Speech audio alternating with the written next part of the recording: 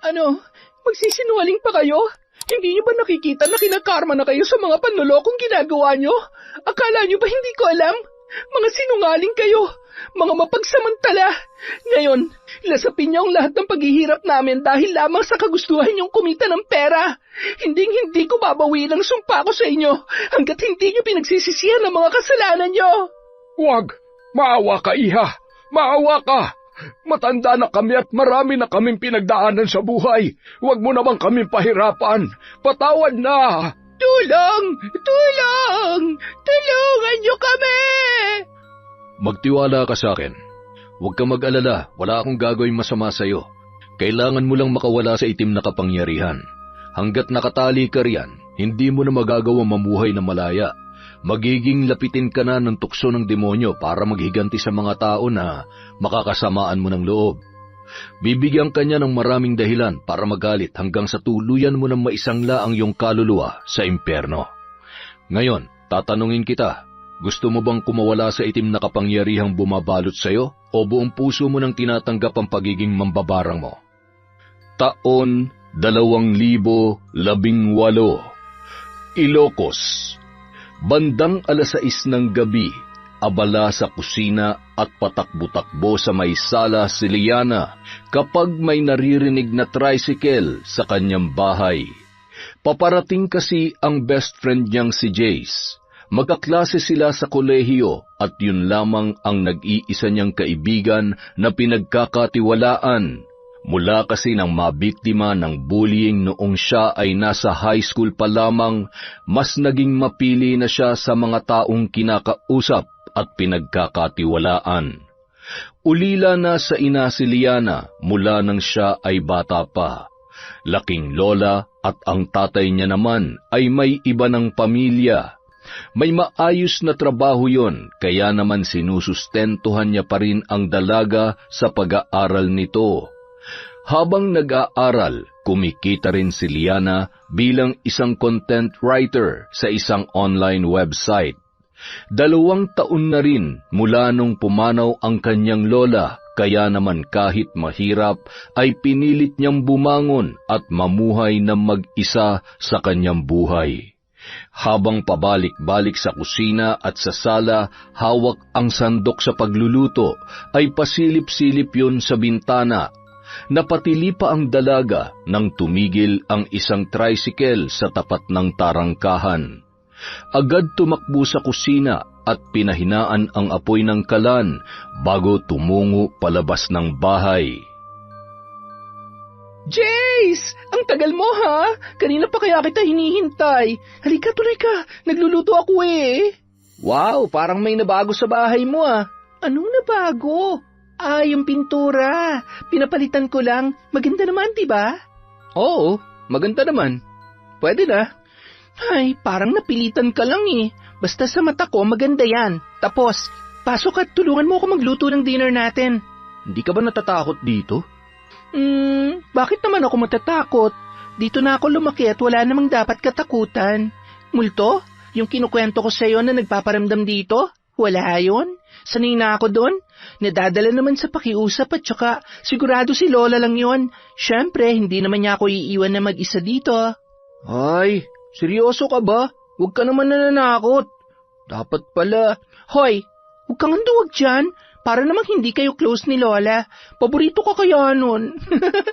Sige na, ilagay mo na doon sa kwarto yung gamit mo tapos sumunod ka na rito sa kusina. Ay, bukas ba yung ilaw doon? Samahan mo naman muna ako.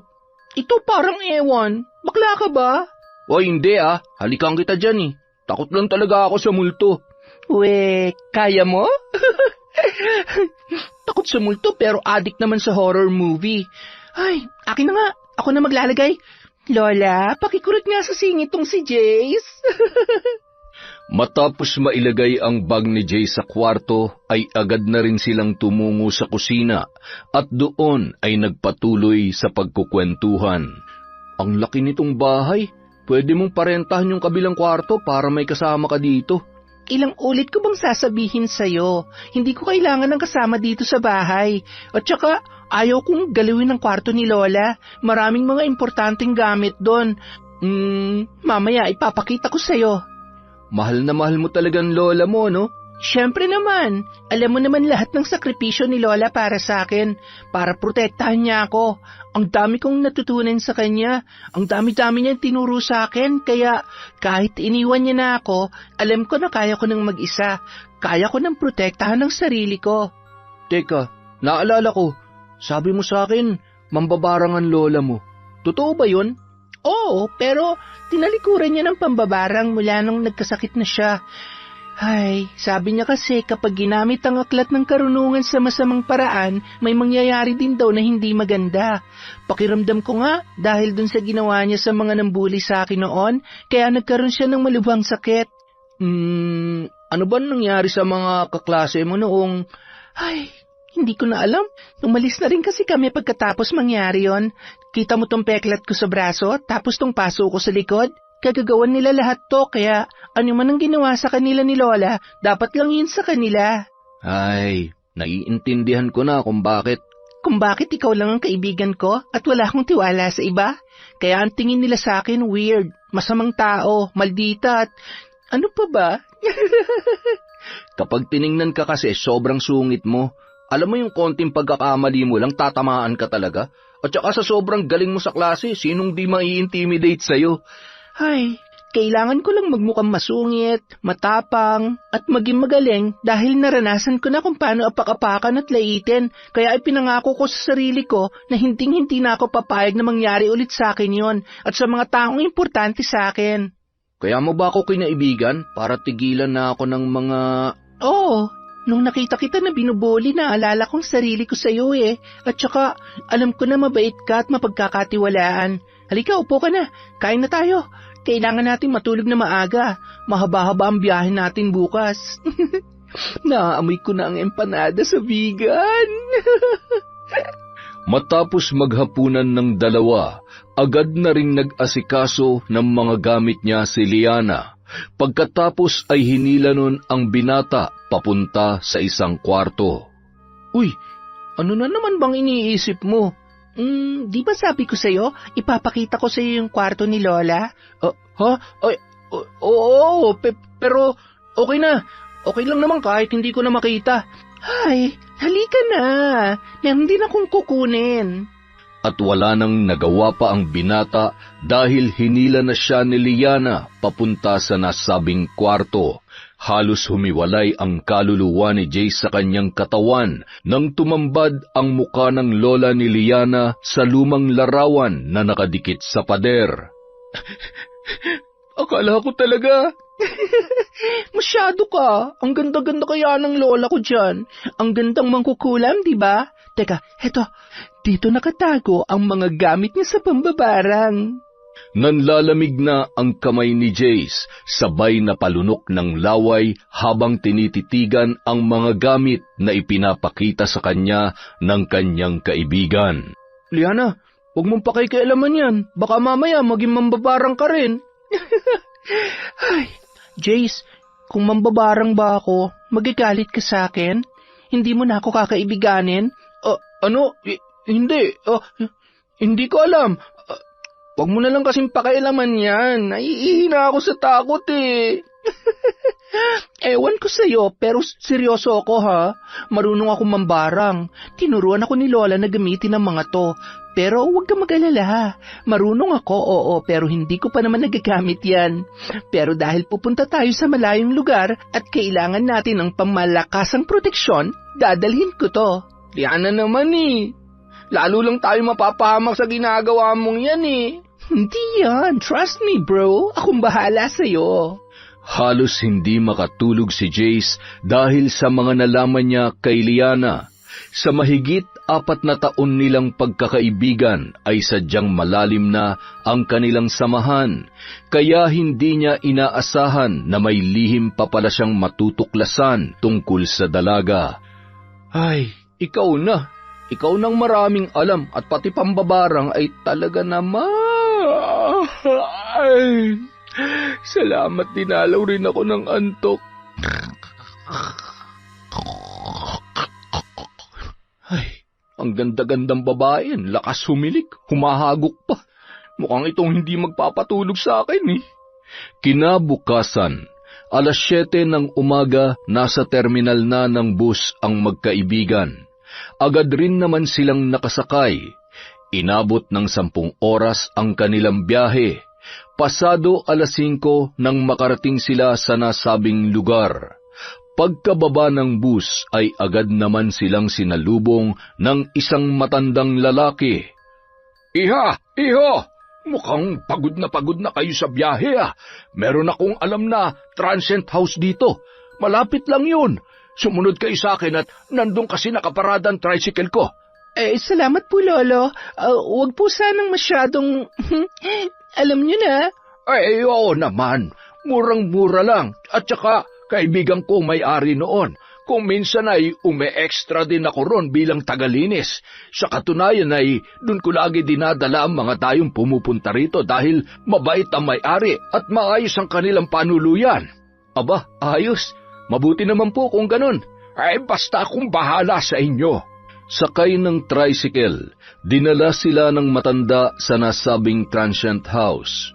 Nagkatinginan naman ang dalawa nang mapansin na medyo malayo-layo na ang kanilang binibiyahe. Manong, akala ko ba malapit lang? Bakit po dito pa tayo dumaan? Lubak-lubak at aray ko naman. Ha? Ano yon, Ineng? Hindi kita maintindihan. Masyado mahangin. Malapit na tayo. Umiwas lang tayo sa traffic. Ano raw? Naintindihan mo ba? Ha? Hindi nga rin eh. Hayaan mo na. Ang importante, makarating tayo sa pupuntahan natin. Ilang sandali pa, tumigil na ang tricycle sa isang poste malapit sa gate ng isang transient house. Sinulya pa ng dalawa ang bahay na yon na yari sa pulang bricks at kahoy. Mukhang okay naman. Pwede na. Sa tingin mo, Jace? Oo, maganda. Kaya lang... Ma'am, sir, ay kukunin ko na po sana yung bayad ninyo. Ay, oo nga po pala. Sorry po. Magkano po, Manong? Ay, pwede ng 100. Okay po. Heto po. Salamat po. Ay, Ineng, kulang pa ito. Ho? Sabi niyo po kasi 100, di ba? Oo nga, 100 ang bawat isa sa inyo. Yun pala. Eto po. Grabe, ang mahal po pala ng pamasahe rito sa inyo. Ay, ganun kapag special. Kapag pupunta kayo sa paradahan, ay maghihintay pa kayo ng matagal. Sandali lang. Sumunod kayo sa akin. Baka sakaling makadiscount kayo. Sasabihin ko lamang ay kamag-anak ko kayo. Aba, ayos pala to si Lolo Max. Teka lamang at... Ang bait nyo naman, Lolo Max. Medyo may kamahalan nga lang maningil ng pamasahe. Grabe, 100. 5 sakay ko na ng tricycle yun dun sa atin eh. Oo, pero hayaan mo na. Ganun talaga. Kanya-kanyang diskarte para kumita ng pera. Hindi bale. Basta ang importante, mag-enjoy tayo. Alam mo, hindi na natin magagawa to kapag may trabaho na tayo. Buti kung mag-stick na ako sa trabaho ko online. Kaya lang, sayang naman ang inaral ko. Sa hirap ng pinagdaanan natin sa accounting course natin dati, hay nako, kailangan na rin mag-enroll para sa review natin. Ang goal natin, pumasa at maging Certified Public Accountant. Samantala, hindi nila alam na mag-asawa tayo, ha? Ang sabi ko lang ay ipapakilala ko sila bilang mga kamag-anak ko. Alam mo na. Siya, basta para sa iyo, Tart. Sige na, papasukin mo na sila at kailangan na natin masimulan ang husay ko sa pagganap. Kaano-ano kita ngayon, Tart? Ano pa nga ba? Di utusan. Basta sumakay ka na lang. Sandali lamang, ha? Habang nag-uusap sina Jace at Liana, kinawayan naman sila ni Lolo Max at sumenyas na tumuloy na sila. Magandang gabi sa inyo. Tuloy kayo sa aming munting transient house. Ako si Lola Purita. Hindi niyo pagsisisihan ang pagpili sa amin. Sisiguraduhin ko na magiging komportable at masaya ang pananatili niyo dito sa amin. At dahil kakilala pala kayo nitong si Max ay bibigyan ko kayo ng malaking discount. Ilang araw ba kayo dito? Kakilala? Opo, 5 araw po kami rito, Lola. 5 araw. 1.5 kada araw. Ay sige, 7.5 na lamang. Yung mga kakailangan ninyo ay sandali nga. Max, ikaw ba'y bibiyahe pa? Ha? Ay, ako? Ay, teka, anong oras na ba? Ay, hindi na siguro. Ay siya, ikaw na mag-asikaso sa mga yan. Kaano-ano mo nga ba sila? Ay, mga pamangking ko sa tuhod. Siya, sumunod na kayo sa akin at ihahatid ko kayo sa kwarto ninyo. Dadalawa lamang ang kwarto rito pero malawak. Yung isa ay sira ang aircon, kaya dito na lamang kayo. Bali may double deck dyan at heto na yung mga gamit ninyo. Oh, kung ano man ang kailangan ninyo ay magsabi lamang kayo kay Aling Purita. Libre ang tubig, kape at pagkain. Kung gusto nyo namang bumili sa labas ay tawagan nyo lamang ako. O paano nga ba? Isave nyo ang number ko para kung sakali man na meron kayong pupuntahan, ako nang bahala sa inyo. Total ay may tricycle naman tayo.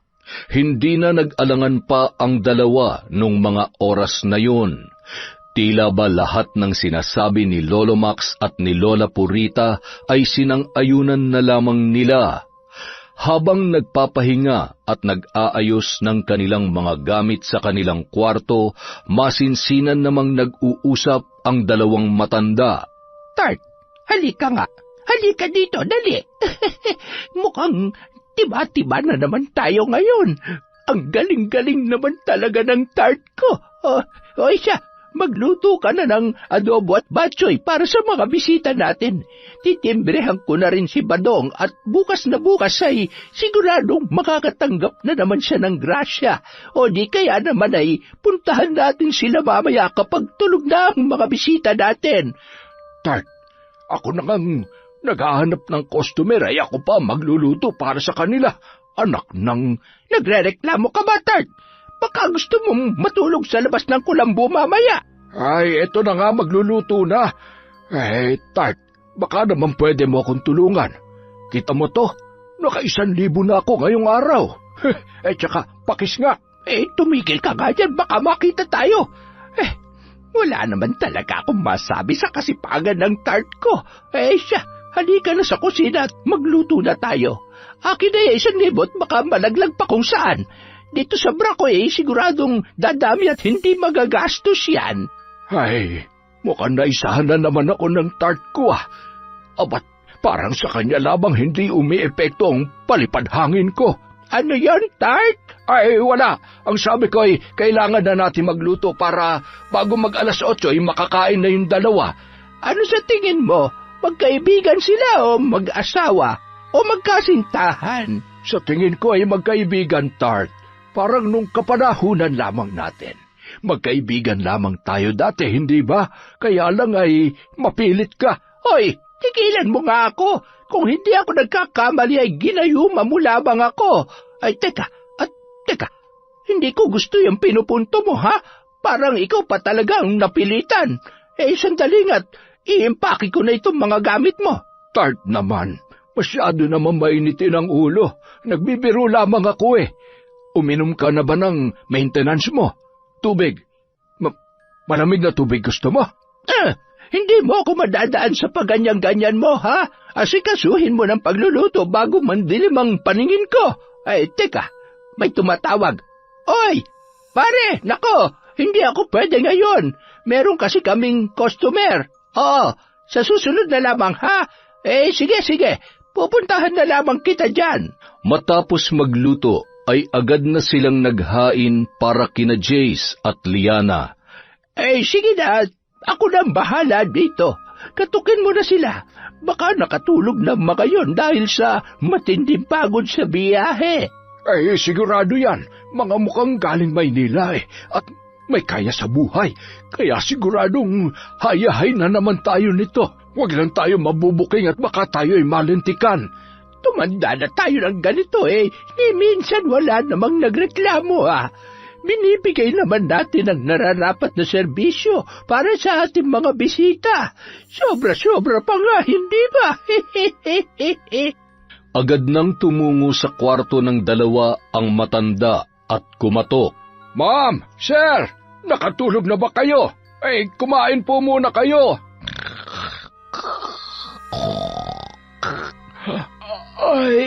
Sandali lang po. Aba, tulog na tulog at talaga namang humihilik pa rin. Parang, ang banas ah.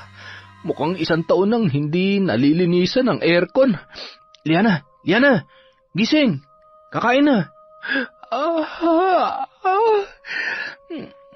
Grabe, sobrang napagod ako sa biyahe. Ang sakit ng katawan ko. Tara na, gutom na rin ako eh. Ano kayang ulam? Sa may veranda dinala ng matanda ang kanilang pagkain. Presko kasi at maganda ang tanawin doon. Marahan pang binubulungan ang pagkain at inumin ng dalawa upang maging mas matagumpay ang kanilang plano. Maupo na kayo. Pagtapos na kayong kumain, iwan nyo na lamang yan dyan at ililigpit ko na lamang mamaya. Wow, si Lola Purita po ba nagluto ng lahat ng ito? O may iba pa po kayong kasama dito? Ako nagluto niyan. Kami ni Aling Purita. Ano kasi, nagkasakit daw yung kasama niya dito. Siya, kumain na kayo. Bukas ay, anong oras ba tayo aalis para mapaghandaan ko? Dito na lang din ako makikitulog. Naku, sobrang bait niyo naman po. Salamat, Lolo Max. Huwag kayong mag-alala. Ako na pong bahala sa 5 araw nyo. Basta samahan niyo lang po kami sa mga gusto naming puntahan. Mahirap po kasi mag-commute eh. Ay naku, totoo yan. Mahirap nga at mas magastos pa. Tsaka delikado rin mag-commute. Kapag inabot kayo ng gabi, baka magkanta ligaw-ligaw pa kayo. Mahirap na, baka mabiktima pa kayo ng masasama ang loob. Sige na, maiwan ko muna kayo. Magpakabusog kayo, ha? Masarap yan. Nagpasalamat namang muli ang magkaibigan bago tumalikod si Lolo Max. Sarap na sarap naman sila sa mga pagkain na inihain ng matanda. Pagkatapos, agad naman na silang dinalaw ng antok at bumalik sa kanilang kwarto. Kinaumagahan, maaga silang gumising. 7:00 pa lamang nagsimula na silang bumiyahe para puntahan ang mga sikat na pasyalan sa nasabing lugar. Masayang-masaya ang magkaibigan at mula sa malayo nakangisi naman si Lolo Max na pinagmamasdan ang mga yun. Sige lang mga bata, magpakasaya na kayo dahil bukas ay hindi na kayo makakagala at makakahalakhak sa tuwa. Ay, teka, matawagan nga muna ang tropa ko. Hello, Badong! Nasabi na ba sa'yo ni Tart? Ihanda mo na mga halamang gamot mo dyan. Oo, ako na ang bahala. Nagpatuloy ang pag-uusap ng dalawang matanda. Maya-maya ay bigla namang dumilim ang paligid, kaya naisipan ni Jace at Liana na tumakbo na papunta sa kinaroroonan ng tricycle kung saan naghihintay si Lolo Max. Bilisan mo na, Liana. Baka bumagsak na yung ulan. Grabe, kung kailan pagod na tong pa ako, tsaka naman uulan. Pero sobrang ganda ng mga pasyalan dito at masarap din ang pagkain. Siguradong mas marami pa tayong mapupuntahan bukas. Oo, malamang. At sigurado rin na bagsak ang katawan natin ito mamaya. Bilisan nyo na, uulan na, hoy! Agad nang pinaarangkada ni Lolo Max ang tricycle matapos sumakay ang magkaibigan. Mahigit 1 oras ang biyahe nila mula sa kanilang pinuntahan pabalik sa transient ni Lola Purita. Nang makarating sa bahay ng matanda ay pasilip-silip pa si Liana at ikinakalat ang paningin sa kabuuan ng transient house.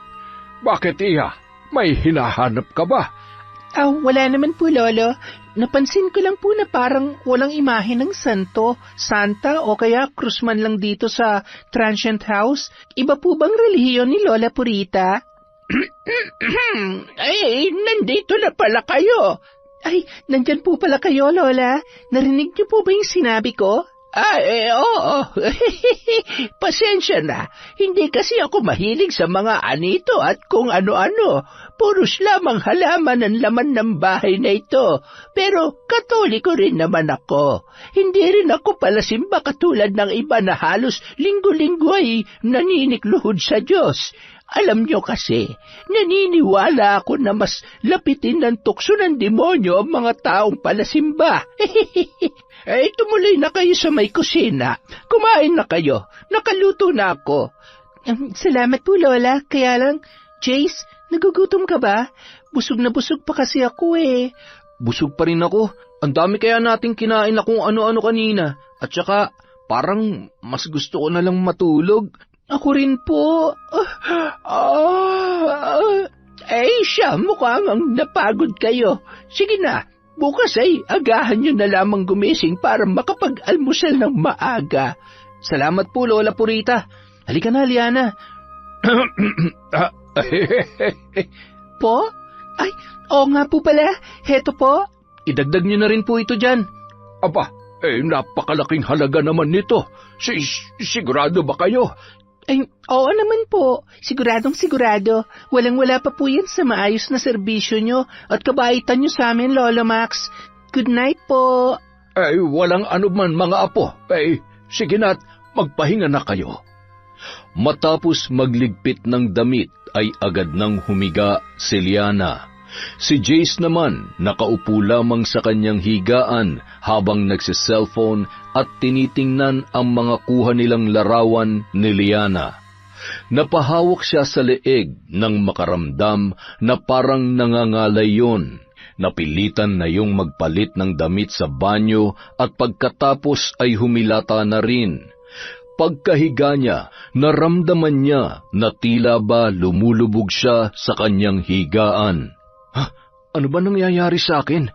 Ba't parang nahihilo ko at... sobrang pagod lang siguro. Makaidlip na nga rin. Sinilip niya pa muna ang kanyang kaibigan na noon ay nakanganga at mahimbing nang natutulog. Napangisi pa yun bago tuluyang umayos ng pagkakahiga at ipinikit ang kanyang mga mata. Samantala, nang masigurong tulog na ang mga bisita, ay agad naman umalis ang mag-asawang sina Lolo Max at Lola Purita para puntahan ang kanilang kaibigang si Badong. Sakay ng tricycle, ilang minuto lang ay nakarating na sila sa tahanan noon. Tropa, buksan mo itong tarangkahan mong detale. Pambihira naman, saksakan ng higpit. Mas mahigpit pa kay Tart. Aray ko, ano ba naman at basta-basta ka na lamang ng babatok? Masyado kasing pasmado yung bibig mo. Sandali. Hindi ko gaano makita. Madilim na kasi. May flashlight ka ba dyan, Max? Pambihira naman kasi. Bakit kailangan pang itali ang tarangkahan na yan? Para namang may mananakaw dito sa bahay mo. Mabuti pa kunin mo yung itak. Bakit naman? Anong gagawin mo sa itak? Aba, kunin mo na lamang. Huwag nang maraming tanong. Samahan mo ng kaunting bilis at uhaw na ako. Ano nga bang gagawin mo sa itak, Tart? Ipantutuli ko sa'yo. Gusto mo? Tart naman, baka may makarinig sa'yo. Aba, ano naman? Kailan ba naging masama magsabi ng totoo? Bilisan mo naman, Dong Buds. Aba, mauubusan na ako ng dugo sa dami ng lamok dito. Heto na ang itak.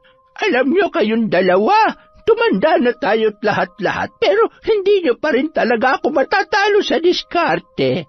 Agad na pinagtataga ni Lola Purita ang lubid na nakatali sa tarangkahan na yari sa kawayan. At napakamot ulo na lamang si Lolo Badong. Pambihira ka naman, Purita. Hindi ka man lamang nagbigay abiso. Sayang ang lubid. Ang mahal ng bili ko dyan. Mahal ba? Hayaan mo't bukas, bumili ka na lamang ng bago. O di kaya bibilhan kita. Yung mas mahaba para may pantali ka dyan sa leg mo kapag pagod ka ng maging tanga. Ultimo pagtali hindi mo magawa ng tama. Siya, ano pang hinihintay natin? Pumapatak ang oras. Ang mabuti pa habang tumatagay ay pag-usapan natin ng mabuti at ihanda ang mga kakailanganin mo bukas. Agad namang inilabas ni Mang Dong Buds ang isang bote ng basi, matamis na alak na gawa sa katas ng tubo. Nang magsimula na ang pag-ikot ng baso ay sinabayan din yon ng kanilang pagpaplano para sa dalawa nilang bibiktimahin. Ano bang plano niyong gawin sa mga yon? Abay, kaya ng dati. Pagsusuka at sakit ng tiyan. Pagkatapos ay kailangan mo lang galingan at yung kunwaring ibibigay mo mga gamot ay siguraduhin mong hindi sasablay. Gumawa ka ng bago, yung hindi matutuluyang masira at mamatay yung mga pasyente natin.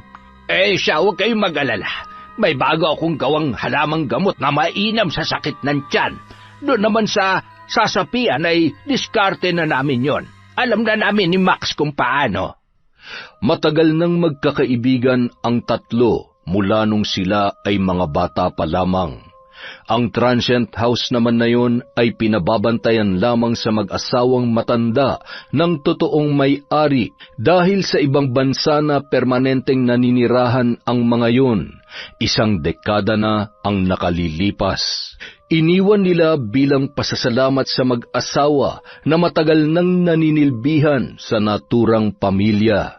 Dahil matanda na at sa hirap ng buhay, naisipan nilang gawin ang pambubudol upang kumita ng malaking halaga.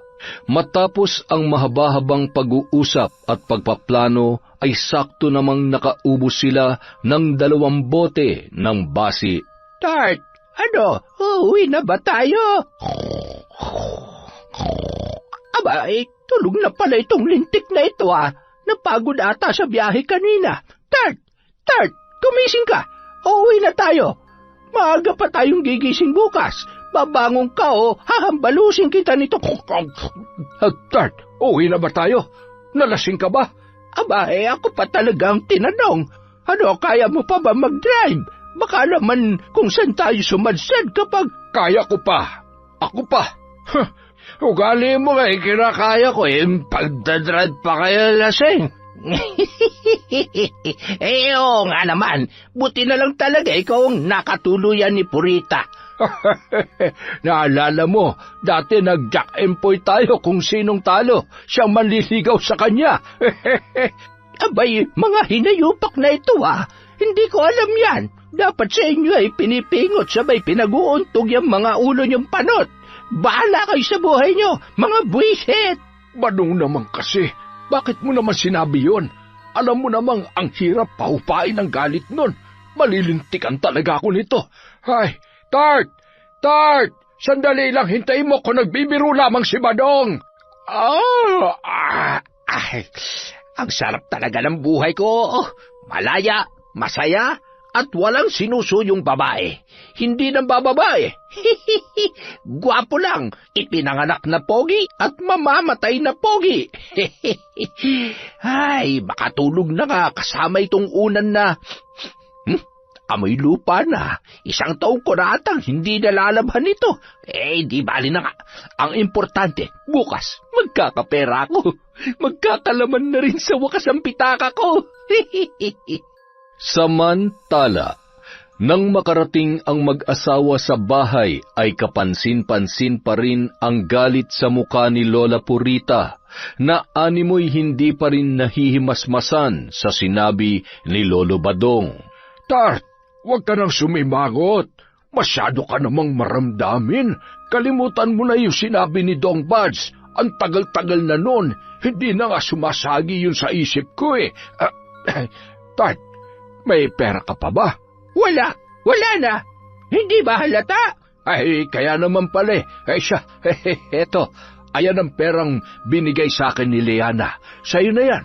Huwag ka na magalit, ha? Bati na tayo.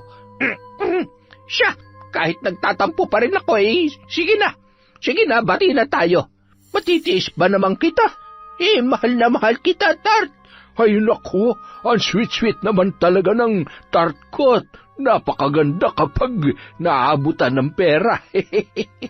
Anong ibig mong sabihin, ha? Mukha akong pera? Ay, hindi. Ikaw naman. Halika na nga't matulog na tayo at baka mauwi pa sa away ito. Wala na akong ibang mayaabot sa'yo. Bandang 3:00 ng madaling araw, nagising si Liana dahil sa sunod-sunod niyang pag-ubo. Bumangon yun at sinapo ang kanyang noo. Nang mapansin ni Jace na gising ang dalaga, ay agad naman niyang sinilip ang kanyang kaibigan. Okay ka lang ba? Hindi eh. Masakit ang lalamunan ko at masakit din ang katawan ko. May lagnat din ako. Nasobrahan ka yata sa pagod. Sandali lang ha, may dala akong gamot. Eto, uminom ka para gumanda ang pakiramdam mo. Buti na lang, may tubig pa pala tong tumbler mo. Salamat, Jace. Ikaw, kumusta ka? Okay naman ako. Nakatulog nga ako eh. Nagising lang ako nung naramdaman kong bumangon ka. Teka, aray, ang sakit. Ano nangyayari sa'yo? Ay, sorry. Kailangan ko lang munang... Pambihira naman. Ang baho. Ano ba naman yan? Siguro sa mga kinain namin to. Paano kami makakagala bukas? Ay, Jace, okay ka lang ba? Oo, okay lang ako. Kailangan ko lang ilabas lahat to. Nagpabalik-balik ang binata sa banyo ng gabing yun. Nagtatae at nagsusuka na rin. Uminom na rin siya ng gamot, ngunit hindi yun umiepekto. Namumutla ka na, Jace. Baka ma-dehydrate ka niyan. Mabuti pa humingi na tayo ng tulong kina Lola Purita at kay Lolo Max kung dito siya natulog. Wag na, kaya ko pa naman. Mamaya na lang kapag maliwanag na. Siguradong may istorbo lang natin yung mga yun. Mahirap talagang bumili ng pagkain kung saan-saan lang. Ay, sigurado ka ha? Tumabi ka na nga dito sa akin para hindi ka na pabalik-balik sa taas. Sabihin mo sa akin kapag sobrang sakit at hindi mo na kaya, ha? Huwag mo kong alalahanin. Matulog ka na para mawala na rin yan lagnat mo. Ay, pabugso-bugso ang sakit ng tiyan ko eh. At saka, hindi ko talaga maintindihan. Bakit tiyan ko lang ang nasira? Hindi ba dapat... Sorry, hala, sandali lang. Tumabi ka nga muna. Bilis! Ang sakit! Bandang 5:00 ng madaling araw, nanlalambot na ang dalawa dahil sa patuloy na pagsusuka at pagtatae. Kapwa nanlalamig na ang katawan at namumutla na ang mga labi nila nung mga oras na yon. Nang kumatok ang matanda, ay nagulat naman yon nang biglang sumigaw si Liana. Lolo Max! Tulong po! Gamit ang susi sa kanyang bulsa, nagmamadali niyang binuksan ang pintuan. Oh, ano nangyayari sa inyo? Tulungan niyo po kami. Kanina pa po masakit ang tiyan namin. Nagsusukat, nagtatay po kami. Si Liana po, ganun din. Sinabayan pa ng lagnat. Ay, Diyos ko, kaya niyo ba maglakad? Hindi na po. Nangihina na po ako. Hindi bale, akong bahala. Sandali lamang at susundo ako ng manggagamot. Siguradong nausog kayo o baka nadali kayo ng taong may palipad hangin. Mamaya ako na lamang ipapaliwanag ha. Babalik din ako kaagad. Tatawagin ko lamang si Aling Purita para maasikaso kayo. Jace, hindi ko na yata kaya. Mamamatay na yata ako. Huwag ka nang umiyak. Mawawala din to. Huwag ka na matakot. Maya-maya pa, dumating na si Lola Purita at nag-aalalang nilapitan ang dalawa. Nako, ang puputla nyo na. Mahabaging ama, ay teka, kukuha lamang ako ng maligamgam na tubig para maibsan ang pananakit ng tiyan ninyo. Sandali, may mansanilya ako rito. Itaas niyo ang damit niyo at papahirang ko. Ano bang kinain ninyo kahapon? Marami po, Lola, kaya hindi na po namin alam kung alin ang nakasira sa tiyan namin ni Liana. Ngayon lang po ako nakaranas ng ganito sa tanong buhay ko. Nagpasalamat naman ang dalawa sa pag-aalaga at pag-aasikaso sa kanila ni Lola Purita. Ang hindi nila alam, habang nag-aasikaso sa kusina ang matandang babae, napapahagikgik pa yun sa tuwa dahil kitang-kita niya kung papaano paniwalang-paniwala sina Jace at Liana sa kanilang kalokohan. Samantala, nang makarating si Lolo Max sa bahay ni Lolo Badong, mahimbing pa ang pagkakatulog noon. Bading! Badong! bumangon ka na nga dyan. Pambihira naman anong oras na itulog ka pa rin. Bakit? Anong oras na ba? Nandyan na ba yung mga... Ay, mukhang nadali ko ata ng malala. Ba't kailangan mo namang madali? Puntahan mo na lamang sa bahay at hindi na makatayo sa sobrang sakit ng kanilang tiyan. Nalintikan na. Baka naman matuluyan ang mga yon. Sandali lang. Kukunin ko lamang yung mga gamot. Teka, ano na nga ulit yung orasyon na tinuro mo sa akin? Nakalimutan ko na naman. Eto, babasahin ko muna habang nasa biyahe tayo, ha? Anak naman ng teteng Badong, oo. Ang tagal-tagal na, hindi mo pa rin nakakabisayan. Alam mo naman ang kapasidad nitong utak ko. Pasensya ka na. Babawi na lang ako sa lupit na mga halamang gamot na bagong gawa ko. Siguradong epektibo ito. Para malaman mo, hindi ikaw ang nagpapagaling sa kanila. Ako rin ang bumubulong sa hangin para manumbalik ang pakiramdam nila. Naku, Badong ka, oo. Di sana. Ako na lang ang nag-aabang ng mga turista at ikaw na lang ang albularyo. Pambihira naman, oo. Huwag ka na magreklamo. Ano magagawa? May bukod sa wala ka naman tricycle, takot ka rin na magmaneho.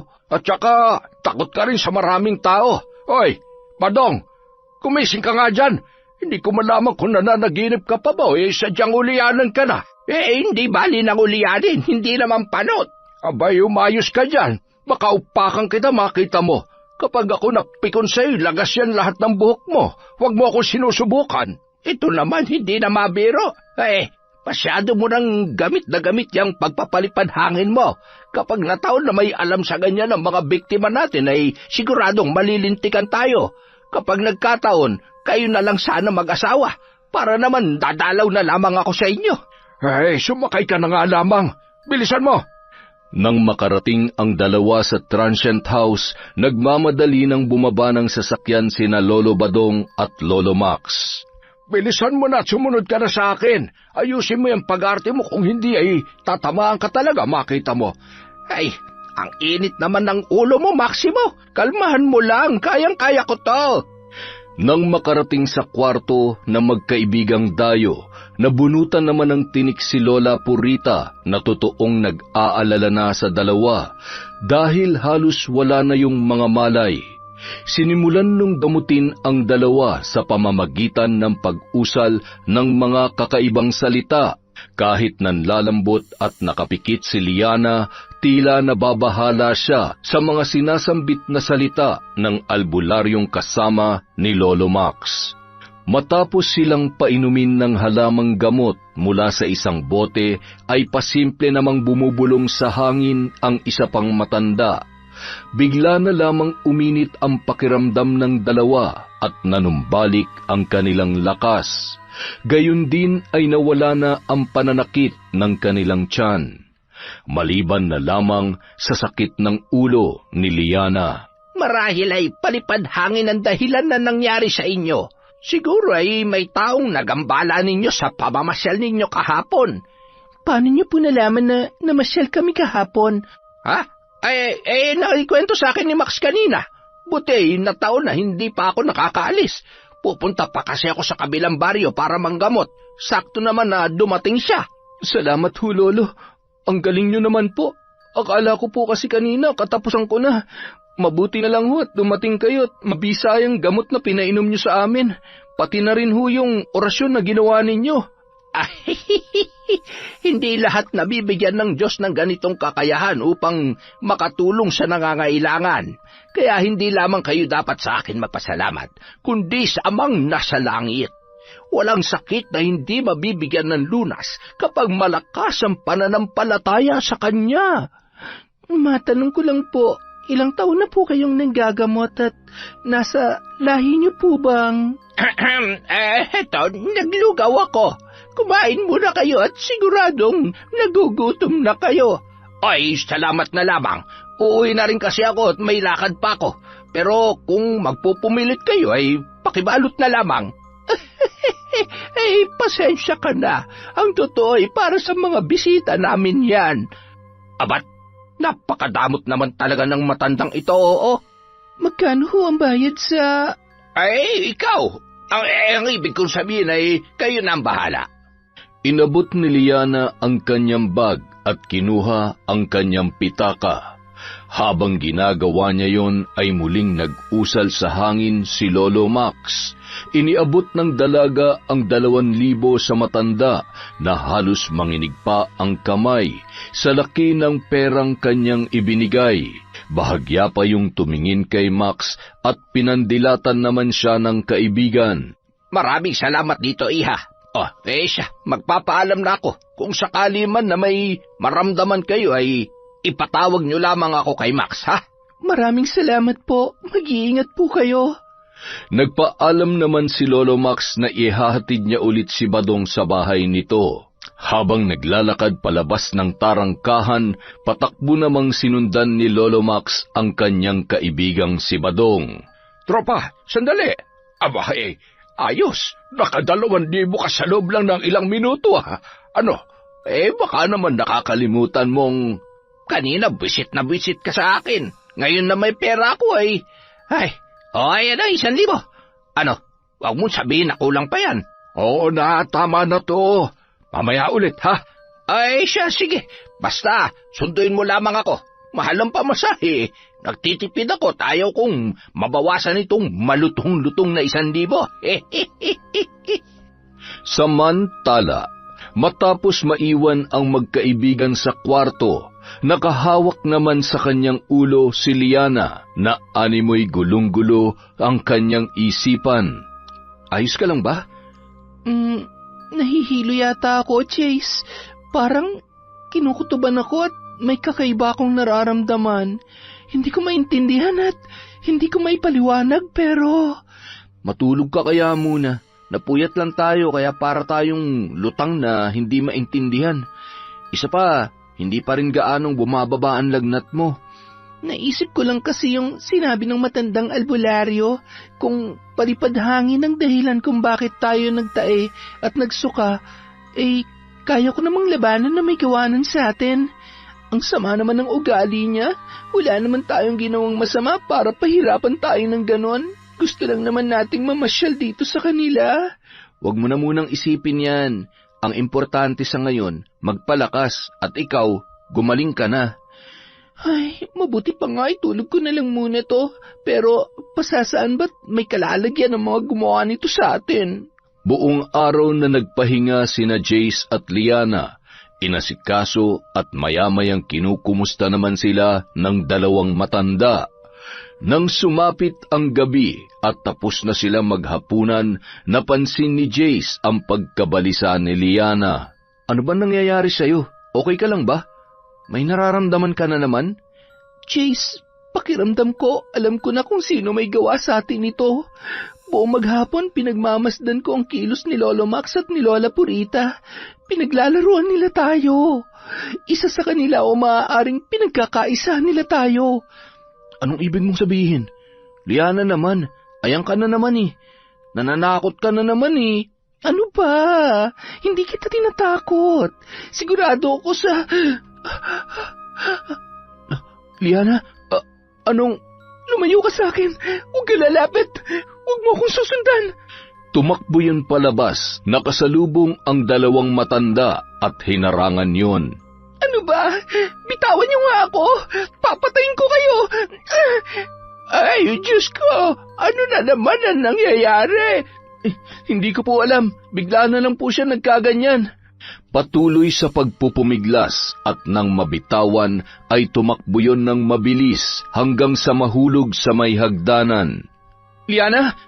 Liana! Gumising ka!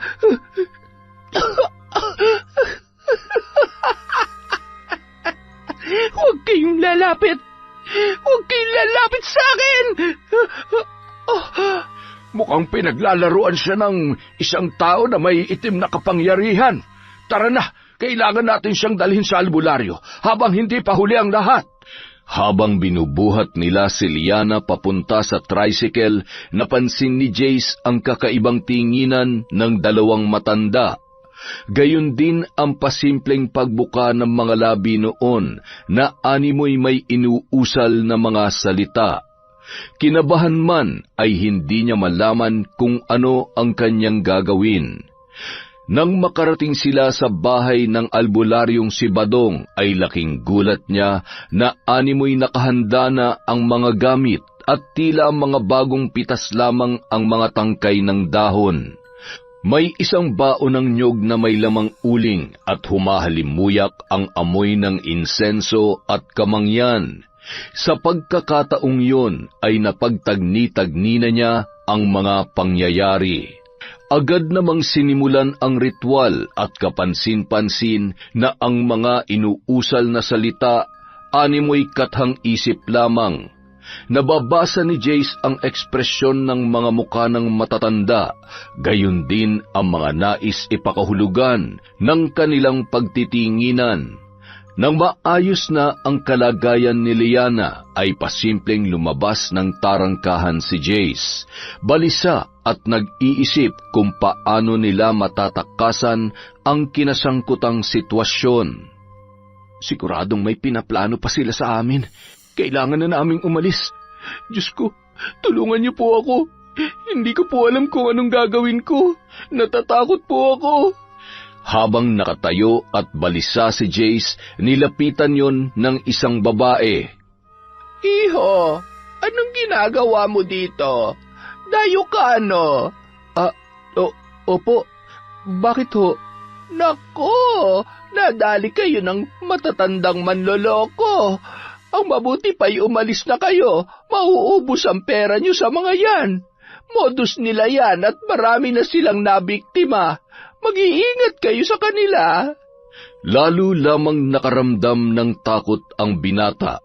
Gayunpaman, hindi niya maaaring ipahalata sa matatanda na alam niya na ang katotohanan. Bandang 8:00 ng gabi nang makabalik sa transient house ang mga yun. Matapos maghapunan ay agad na isinara ni Jace ang pinto at kinakabahan na naman sa kung anong posible mangyari sa kanila ng gabing yon. Oh, bakit? May problema ba? Oo, ang totoo, mukhang tama ka, Liana. Yung sinabi mo sa akin tungkol sa matatanda, totoo yun. Nilapitan ako ng isang ali kanina at sinabi sa akin ang tungkol sa sikreto nila. Pinaglalaruan nga nila tayo. Matagal na ron na ganyan ang gawain nila para kumita ng pera. Kailangan na nating umalis dito. Kung hindi, baka kung ano na naman ang mangyari sa atin. Ay, ano ba talagang nangyari sa akin? Bago ka nawalan ng malay, para kang sinasapian. Nahulog ka rin sa may hagdan kaya nabangasan tuloy ang mukha mo. Okay lang, mababa lang naman yung hagdan. Bakit ka umiiyak? Huwag kang buhay na buhay pa naman ako. Kasi wala man lang ako nagagawa para protektahan kay. Kasi duwag ako. Lagi na lang akong natatalo ng takot. Naiinis na ako sa sarili ko na wala akong magawa para sa'yo. Alam mo, ang cute mo. Huwag kang maarte. Huwag ka nang umiyak. Okay lang yon. Hindi mo kailangan magpaka-superhero para sa akin. Basta kasama lang kita, okay na ako. Anong ibig mong sabihin? Tsaka na natin pag-usapan yan. Sa ngayon, kailangan na nating gumanti. Liana naman umuwi na lang tayo. Alam mo, kapag may nangyari pang masama sa'yo, hindi ko na talaga alam ang gagawin ko. Jace, tumingin ka sa akin. Ha? Ayaw ko nga. Titingin ka o hahalikan kita? Ano ba kasi yun? Ang pogi mo. Akong bahala sa'yo. Halika. Agad na kinuha ni Liana ang mga gamit niya sa pambabarang. Liana, huwag mong sabihin na gagamitin mo yan. Oo, bakit? Natatakot ka na naman? Huwag ka mag-alala. Alam kong ginagawa ko. Kailangan lang natin silang turuan ng leksyon. Alam mo, hindi natin alam kung anong dahilan nila para gawin ang mga bagay na ginagawa nila sa atin. At kung may malalim na dahilan, hindi pa rin yung tama. Sisiguruhin ko na tayo ang huling biktima nila. At wala nang nagawa pa si Jace para pigilan ang kanyang kaibigan na si Liana, na noon ay isa-isa nang inilalabas ang mga gamit sa pambabarang. Matapos sindihan ang 3 kandilang itim at ilabas ang manikang kulay itim din na may mga nakatusok na kalawanging karayom at mga tinik, Isa-isa niyang pinagtatanggal yon at inilagay sa isang sisidlan. Ha? Anong gagawin mo sa kanila? Iliana, huwag kang papatay ha? Bakit naman ako papatay? Kumalma ka nga. Ipaparamdam ko lang ang ginawa nila sa atin. Paglalaroan din natin sila. Para naman magtanda sila bago tayo bumalik na Maynila. Nakakaloka sila ha? Hindi nila alam tubong sikihor ang lola ko. Ilang sandali pa, inilapag na ni Liana ang aklat sa sahig at paisa-isang binasa ang mga kataga sa mga pahina bago umusal ng sumpa para sa matatanda. Kayo naman ang magiging sunod-sunuran. Ang bawat bulong sa aking puso't isipan ay parusang hindi nyo inaasahan. Pagsisisihan yung pananamantala nyo sa kabaitan ko. Katatakutan niyo ang sarili niyong kalokohan at mawawalan kayo ng kakayahan na malaman kung paano takasan ang inyong kasalanan. Nanakawin ko ang lakas niyo at ipapakita ko sa inyo na hindi niyo ako kaya at nagkamali kayo ng taong bibiktimahin at paglalaroan. Hindi ko babawiin ang sumpa hanggat hindi kayo nagsisisi sa mga kasalanan niyo. Malalaman ko rin kung sino ang siyang may kakayahang magpalipad hangin sa inyo. Tatanggalan ko siya ng kakayahan na maggamit pa ang kanyang karunungan. Isa-isa ko kayong paglalaroan. Tama na yan, nakakatakot ka na. Baka mamaya sapian ka na talaga. Kinakabahan na ako sa iyo eh. Ay, oo na, itong naililigpit na eh. Nang gabi ring yun, habang nag-uusap ang mag-asawa at nagpaplano sa mga susunod nilang hakbang, bigla na lamang napahawak sa kanyang ulo si Lolo Max. Maya-maya, tumingin sa kanyang asawa na si Lola Purita, sabay hinawakan ang mukha nito at kinurot yun na animoy ng gigigil na bata. Tara, laro tayo. Ano? Teka, siraulo ka ba? Huwag mo nga akong pinaglololoko. Tatamaan ka sa akin eh. Huwag mo nga akong pinaglololoko. Tatamaan ka sa akin eh. Abay, buwisit na matanda ito ah. Nababaliw ka na ba? Buwisit ka. Nababaliw ka na ba?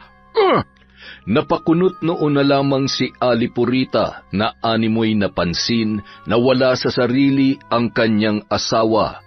Maya-maya, pumasok yun sa kwarto at agad nang nahiga. Bumubulong-bulong habang kinakagat ang kanyang kanang hintuturo. Nag-uulyanin na ba siya? Ay, anong gagawin ko sa lintik na? Maya-maya, humiga at humihilik na yon na animoy pagod na pagod. Madaling araw nang nagising si Lolo Max na tila wala pa rin sa kanyang sarili. Itinulak pa noon sa higaan ang kanyang asawa na si Lola Purita. Aray ko! Ang balakang ko! Ha? Ay, sino ka? Anong ginagawa mo dito sa kwarto ko, ha? Magnanakaw ka? Lumayas ka dito! Anak ka ng teteng! Kagabi ka pa! Hindi na ako natutuwa sa'yo.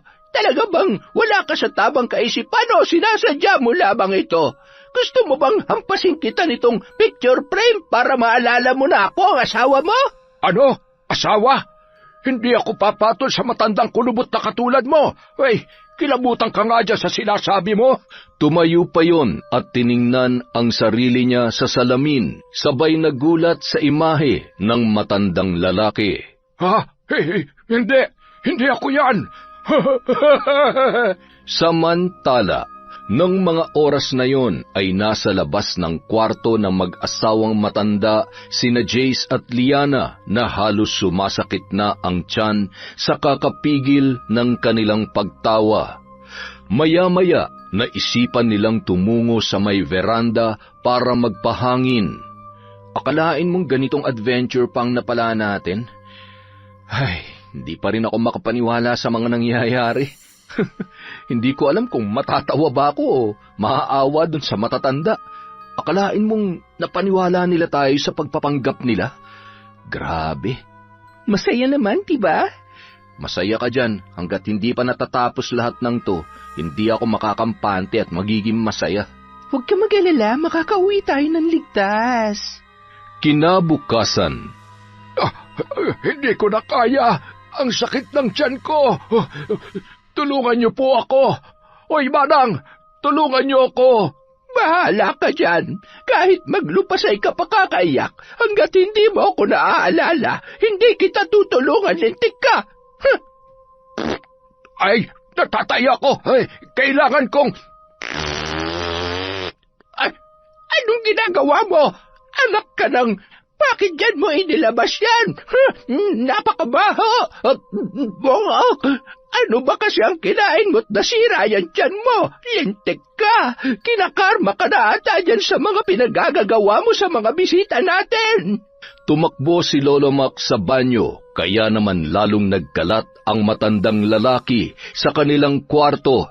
Ay, Diyos mio! Anong klaseng parusa ito? Aba, kung alam ko lang na ganyang kamag-ulyanin, sana pala nilaso na kita nung bata-bata ka pa. Hindi na makalabas ng banyo si Lolo Max. Patuloy naman sa paglilinis ng kalat si Lola Purita, na dire-diretso pa rin sa pagdada.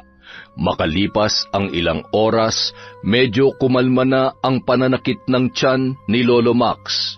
Nakatulala yun habang pinagmamasdan ang kanyang tiyan na tila ba nasa 5 buwang buntis. Nagdesisyon naman sila Jace at Liana na sa labas na lamang mag-almusal. Marami rin silang bitbit na pagkain nang bumalik sila sa transient house. Bilis-bilisan mo naman! Mababaliw na ako dito! Hindi ko na alam kung ano nangyayari sa kanya. Kailangan ata natin siyang dalhin sa totoong albularyo. Lola, Lolo, magandang umaga po. Lumabas po kami. May dumadaan naman po palang tricycle sa labas. Inabot po kasi kami ng gutom kaninang madaling araw. Okay lang po ba kayo? May problema po ba? Ano po bang nangyayari kay Lolo Max? Bakit ho parang... Ay, nako! Mukhang wala siya sa kanyang sarili. Hindi ko na rin alam kung ano ang gagawin ko sa kanya. Nakakaawa nga eh. Kanina nakita ko na lamang siyang nagkakaganyan. Baka napaglalaruan katulad ninyo. Baka nga po. Tawagin niyo po si Lolo Badong. Baka sakaling alam niya kung anong makapagpapagaling kay Lolo Max. Ang laki ng tiyan ni Lolo Max ah. Tsaka, bakit po parang wala siya sa sarili? Purita! Nandito na ako! Ay, ang sakit ng tuhod ko sa paglalakad. Kanina pa kita hinihintay. Kaya palang tagal mo dahil nagawa mo pa talagang maglakad. Ganun talaga. Nagtitipid ako eh. Walang barya kaya nilakad ko na lamang. Kung nagkataon dahil dyan sa kakuriputan mo, darating ka na patay na yung kaibigan mo. Ho? Magkakaibigan po kayo? Ha? Sinabi ko bang ganon? Ay, mali lang ho yata ang rinig ko.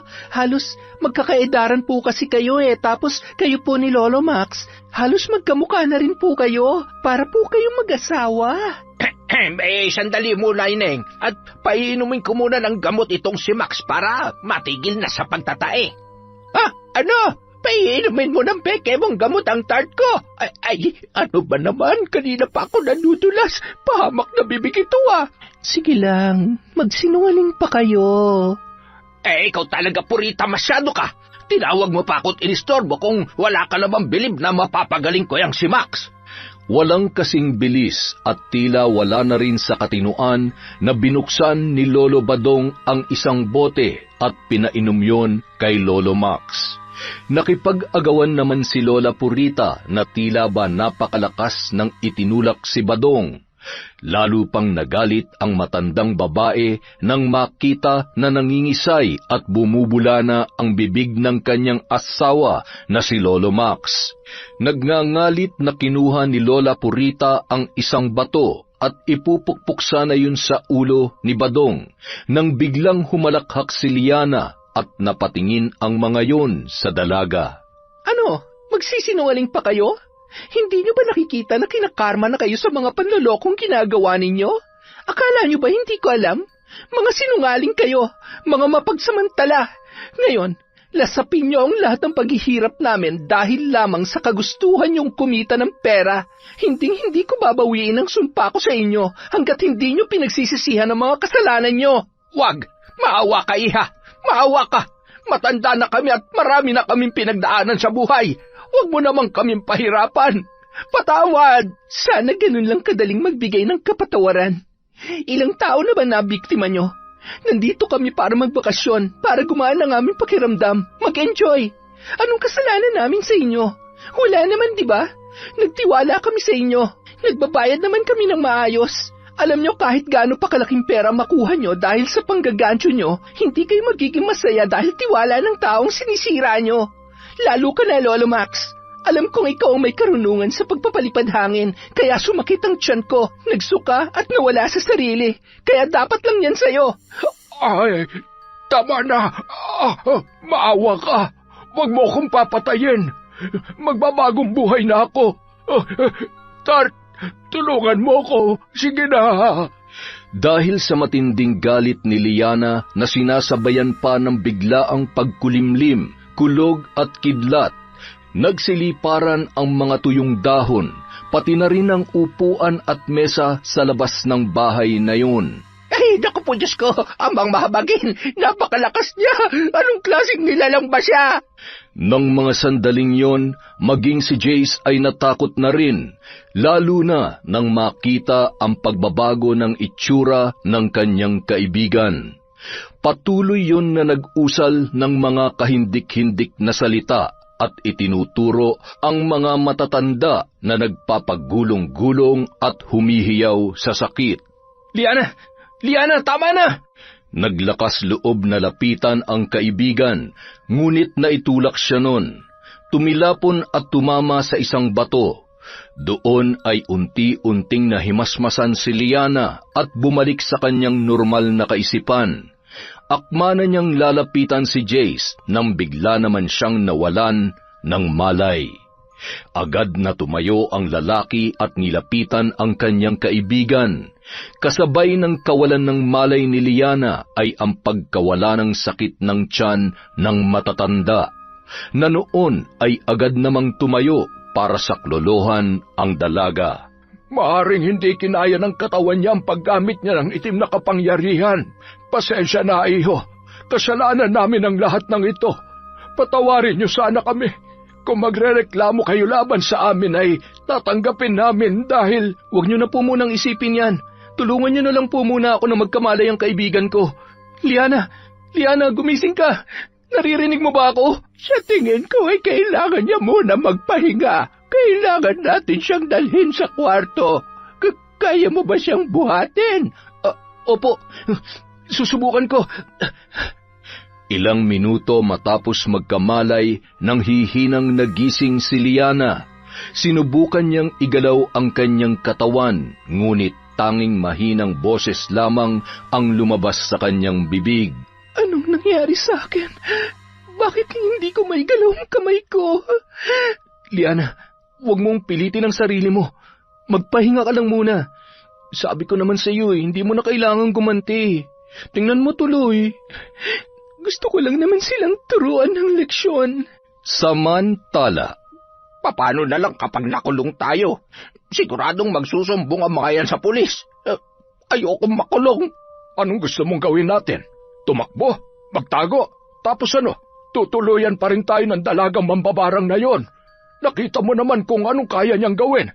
Kapag binigyan pa natin siya ng dahilan para magalit, siguradong susunod ay hindi lang bastang sakit ng tiyan at pagtatay ang dadanasin natin. Kayang-kaya niya tayong patayin. Ay, magsitigil na nga kayo. Kesa tumakas tayo, pwede naman tayong makiusap. Alam ko na may mabubuti silang puso. Sabi niya naman, kaya niya lang ginawa yun ay dahil sa ginawa natin.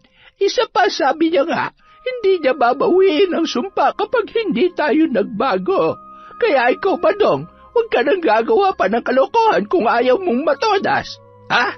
Ako pa ngayon? Alam niyo, kasalanan niyo itong mag-asawa eh. Kayo naman lagi ang pasimuno sa lahat ng ito. At talagang sinisisi mo pa kami. Bakit?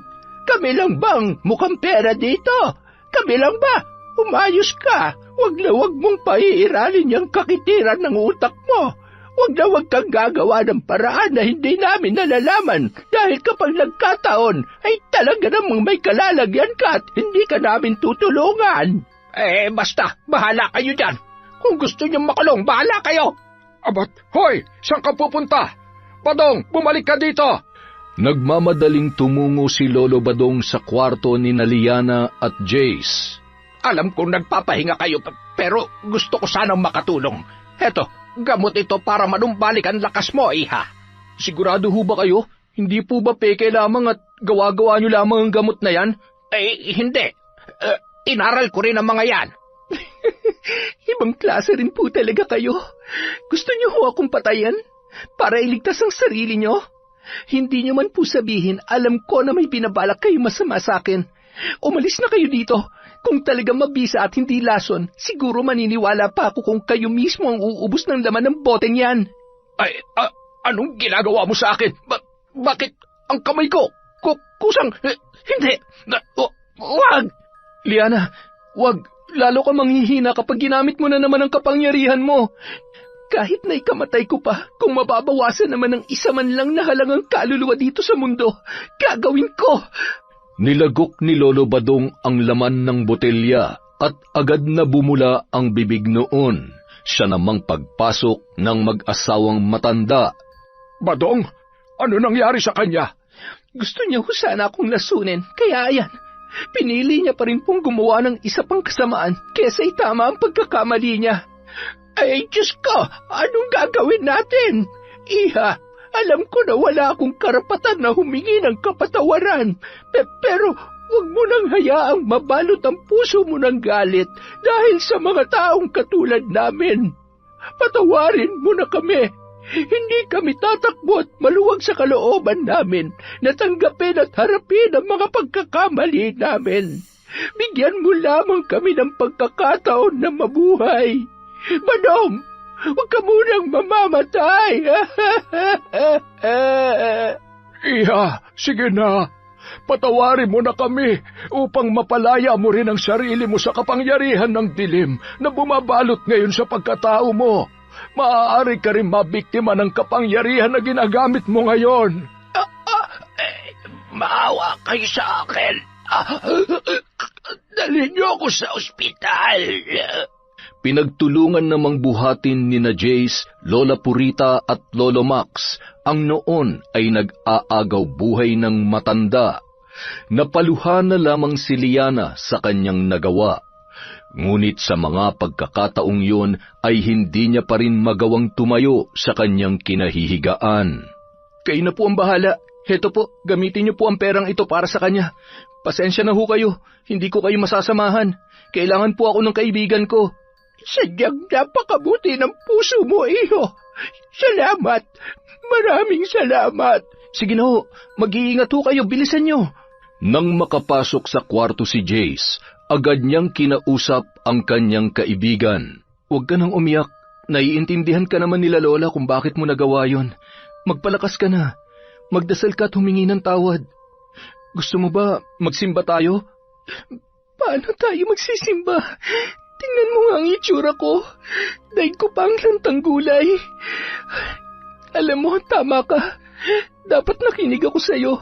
Sana mas pinili na lang nating umalis kesa nagkasakit pa ako. Naiinis kasi ako eh. Naiinis ako sa ginawa nila pero hindi ko naman pala kayang... Anong gagawin ko kapag namatay si Lolo Badong nang dahil sa akin? Hindi siya mamamatay. Alam mo, magdasal na lang muna tayo sa ngayon na maging maayos ang kalagayan niya. Huwag mo na ring sisihin ang sarili mo. Tsaka, kung hindi naman niya pinagtangkaan ang buhay mo di sana hindi yun nangyari sa kanya. Samantala, masyado pang malayo ang ospital dito. Hindi na aabot ang lokong yan kapag dumiretso tayo. Dalhin na lamang natin siya sa isang albularyo. Oo, mabuti pa nga at mukhang naninigas na ang panga nito. Hoy, Dong Bads, huwag ka muna mamamatay. May kasalanan pa tayong dapat pagbayaran. Ang tanga-tanga mo kasi.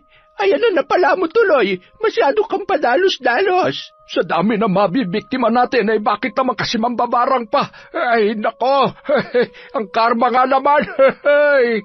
Nang makarating sila sa bahay ng albularyo, agad naman silang pinagbuksan noon ng pinto. Nagkataon na may mga tambay sa labas ng bahay na tumulong sa kanila na buhatin si Lolo Badong. Tulong! Tulungan niyo kami! Ay, naku po Diyos ko. Hindi ako marunong mag-embalsa mo. Bakit kayo nagdala ng patay dito? Kalando, hindi pa naman ho patay yan. Ganyan lang ho talaga ang itsura niyan. Nalason kaya... Nalason? Siya ay... buhay pa nga. Teka lang at ihanda ko lang ang pinakamabisa akong gamot sa lason. Ano to, nagpatiwakal? Uminom ng lason? Mahaba hong kwento. Kung maaari sana'y gamutin niyo na muna at baka matuluyan. Kahit ho ganyan ang kaibigan namin yan ay mahal na mahal namin yung mag-asawa. Huwag niyong alalahanin tong kaibigan niyo. Mukha namang masamang damong ligaw kaya natitiyak ko na mabubuhay pa to. Matapos orasyonan ng langis, ipinainom yun ng albularyo sa matanda at inilabas nun ang lahat ng laman ng kanyang tiyan.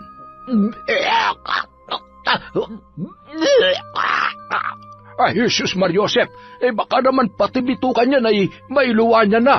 Ganyan po talaga. Kailangan mailuwa niya lahat ng laso na nainom niya. Siya, huhuparin ang tiyan yan maya-maya. May isa pa nga ho pala kaming problema. Problema? Ano po yun? Sabihin niyo na upang malaman ko kung matutulungan ko kayo.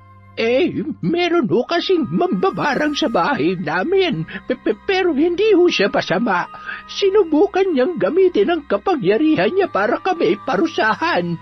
Pagkatapos ay nanghina siya. Pambihira. Huwag niyong sabihin na hanggang ngayon ay nanggagancho pa rin kayo. Oo, hindi namin itatanggi. Pero ang mahalaga ay napagtanto na namin ang aming pagkakamali. Ang totoo ay naaawa kami sa dalaga, kaya kung maaari sana'y sadyain niyo siya sa bahay kapag maayos ng kalagayan ni Badong. Oo siya, maaari naman na nating iuwi ang kaibigan niyo. Magiging maayos naman ang pakiramdam niya. Maya-maya lamang ay giginhawa na yan. Kapag naman hindi siya gumaling, itapon na natin pagdaan dun sa may sementeryo. Huwag naman kayong ganyan. Ayoko pang mamatay. Sana naisip mo yan bago mo kinanting muli si Liana. Nang makabalik sa transient house, isinama nila ang albularyo. Nang makita ni Liana ang lalaki na may suot-suot na krus at anting-anting ay nanginig yun sa takot. Anong gagawin niyo sa akin? Huwag mo akong lalapitan. Maawa ka. Iha, hindi ka niya sasaktan. Nandito siya para tulungan ka. Magtiwala ka sa akin. Huwag kang mag-alala, wala akong gagawin masama sa iyo. Kailangan mo lang makawala sa itim na kapangyarihan. Hanggat nakatali ka riyan, hindi mo na magagawa mamuhay na malaya. Magiging lapitin ka na ng tukso ng demonyo para maghiganti sa mga tao na makakasamaan mo ng loob. Bibigyan ka niya ng maraming dahilan para magalit hanggang sa tuluyan mo ng maisangla ang iyong kaluluwa sa impyerno. Ngayon, tatanungin kita, gusto mo bang kumawala sa itim na kapangyarihang bumabalot sa iyo o buong puso mo nang tinatanggap ang pagiging mambabarang mo? Ayoko po. Ayoko pang maulit pa ang mga nagawa ko sa kanila dahil sa galit ko. Ayoko na pong makasakit pa ng iba. Tulungan niyo po ako. Kung gayon, tanggapin mo ang krus na ito at humingi ka ng kapatawaran sa Diyos dahil sa pakikipag-anib mo sa dilim. Magdasal ka at manikluhod upang ikay kanyang patawarin. Nanginginig ang kamay na inabot ni Liana ang krus at ipinatong yun sa kanyang dibdib. Umuusal ng taimtim na panalangin si Liana na sinasabayan naman ng pag-oorasyon ng albularyo. Nararamdaman ng dalaga ang puwersa at init ng kanyang katawan na hindi niya malaman kung saan nagmumula. Hindi mo ko kaya. Akin lang siya. Akin lang siya. Bata ka pa sa landas na ito at hindi mo pa lubusang nalalaman ang bigat ng sumpang pinasok mo, Liana. Hindi basta-bastang regalo ang itim na kapangyarihan. Ito'y isang patibong na unti-unting kakainin ng kaluluwa mo. Ngayon, sa harap ng liwanag na may kapal, pinapalaya kita sa anino ng pagiging mambabarang.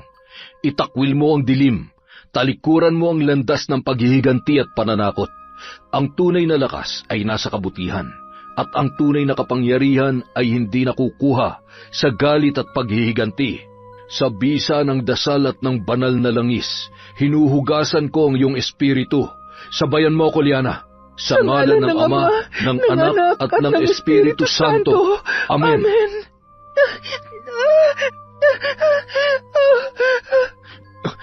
Liana?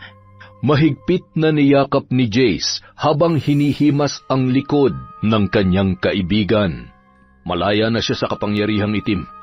Huwag mo na ulit tangkain pang gamitin yan dahil sa oras na tuluyang ka na mabihag ng dilim, mahirap nang makita pa ang liwanag pabalik. Maraming salamat ho sa tulong ninyo. Walang anuman. Makabawi man lamang ako sa ginawa ng mga lukulukong matatandang to. Siya, hindi na ako magtatagal at gabi na. Sana maging maligayang natitirang araw ng pananatili nyo rito sa lugar namin. Kinabukasan, maaga pa lamang ay abala na ang matatanda na naghahanda ng pagkain. Pagkatapos ay maaga rin nilang ginising sina Jace at Liana. Paano? Aalis na ba kayo? Sayang naman ang hinanda naming pagkain para sa inyo. Ha? Ano po? Huwag kayong mag-alala. Pagkatapos ng mga nangyari ay gusto namin makabawi sa inyo. Kaya sige na, huwag na kayong tumanggi at matakot pa. Kalimutan na natin ang mga nangyari. Pasensya na talaga kayo. Naiintindihan ko naman po ang lahat. Masaya po ako na naging dahilan ng pagbabago ninyo. Sige po, makikisaya po kami sa huling araw po namin dito. Wala po uwing-uwi na po kasi itong si Jay sa Maynila. Masyado po kasi akong nag-alala dito sa inyo Nang makarating sa kusina, nakayuko, hiyang-hiya at tila takot na takot pa rin si Lolo Badong sa magkaibigan. Ano ba't para kang hindi nadilig ang halaman dyan, Dong Buds? Ano ka ba, makahiya? Anong makahiya? Walang hiya ka mo. Kung makawalang hiya ka naman, pare-pareho lang naman tayong tumanda sa pagiging manggagancho. Ay, Liana, hindi nyo na ba kami ipakukulong o ire-report man lamang sa mga pulis? Ano, Jace? Sa tingin mo? Ikaw, gusto mo ba? Parang gusto yatang maranasan ni Lolo na maghimas ng rehas sa kulungan Ay, nako po, Diyos ko, hindi po. Kumain na lang po tayo. Huwag po kayo mag-alala, hindi po kami magrereklamo. Basta huwag niyo na sanang uulitin sa iba yung ginawa niyo sa amin. Hindi naman po kasi lahat kaya kayong patawarin at mabigyan ng pagkakataon na magbago. Maiksi lang ho ang buhay sa mundo, kaya piliin niyo pong gawin kung anong tama. Ay, napakaswerte mo, Jace, kay Liana. Kung ako sa iyo ay umamin ka na, baka mabingwit pa yan ng iba. Huwag po kayong mag-alala. Babakuran ko na po para siguradong akin na. Hoy, ang yabang mo ha? Sana tanungin mo muna ako kung gusto kita. Tart, ganyan-ganyan din tayo kasweet nun, di ba? Nilalanggam sa kaswitan kahit madalas mo kong inaaway. Ay, pwede bang makahingi ng halik dyan? Naku, hindi ka na nahiya. Pero siyempre naman, pwede. Yon, isa na namang masaya at napakagandang kwento mula sa Kwentong Enteng. At dahil dyan, meron po tayo uling shoutout ngayon. Simulan natin kay Catherine Salmorin. Hi po kay Erica Surposa. Kay Jane Chua from Eminem Rap Battle. Kay Terry Ferrer from UAE. Hi po kay Lydia Lopez. Kay Mary Grace David from Bahrain. Kay Salve Fajardo, Marilu Umbar, Cynthia Camacho at Merlin Villesa. Hi din po kay Sikander Brethart, kay Monica Nieves, kay Christina Colot. Hi kay Christopher Almario, kay Amy Foster from UK, kay Vicky Abut, kay Lagawang Shaw TV, kay Mary Grace Grefalja and family. Hello kay Alma Naong. Shout out kay Juliet Sabeliano from Tucuran, Zamboanga del Sur, kay Cecil Sabrosa, kay Dids Kai Pahes from Bacolod, sa Calyon family. Hi kay Awesome Baby from SG. Hi din po kay Roda Nalatan from Arayat, Pampanga. Hello sa Galedo family from Cabuyao, Laguna. Hi kay Ann Kulot, Irene, Margie at Gemma na laging nakikinig sa tahian sa Caloocan. Maraming salamat po sa inyo. Hello kay Wilma Valdez from Russia. kay Lori Joy Lagrimas from Malaysia, kay Jing Suizo from Hong Kong, hi kay Chloe Dia at kay Corazon Cacalda from San Mateo, Rizal. Maraming salamat po sa walang sawa niyong pagsuporta sa Kwentong Enteng.